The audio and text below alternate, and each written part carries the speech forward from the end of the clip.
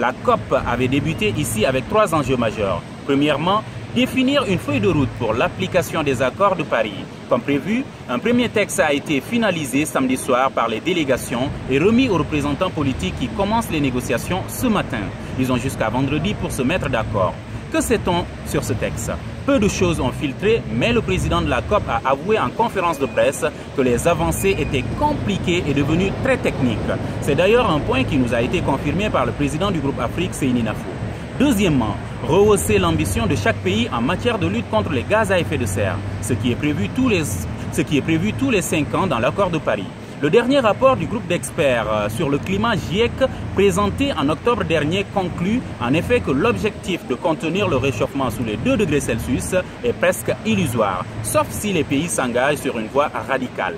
Sur ce point, 2 blocages persistent. Les États-Unis, le Koweït, l'Arabie Saoudite et la Russie s'opposent à la validation de ce dernier rapport du GIEC.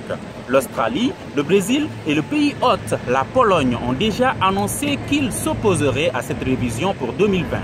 Troisièmement, la solidarité internationale, c'est-à-dire les conclusions financières venant principalement des pays développés pour mettre en œuvre les actions climatiques et les projets d'adaptation dans les pays les plus vulnérables. Aujourd'hui, nous sommes toujours dans le flou.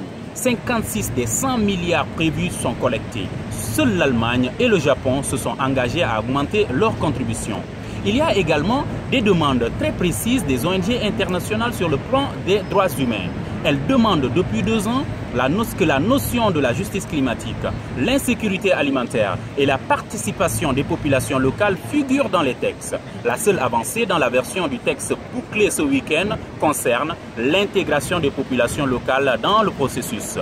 Les 2 prochains jours sont cruciaux, notamment pour les ONG. Et on a vu ce samedi des citoyens très mobilisés dans le monde entier, notamment à Katowice, qui demandaient aux politiques de tenir leurs engagements. À Bamako, en revanche, pas de mobilisation alors que nous sommes parmi les populations les plus affectées.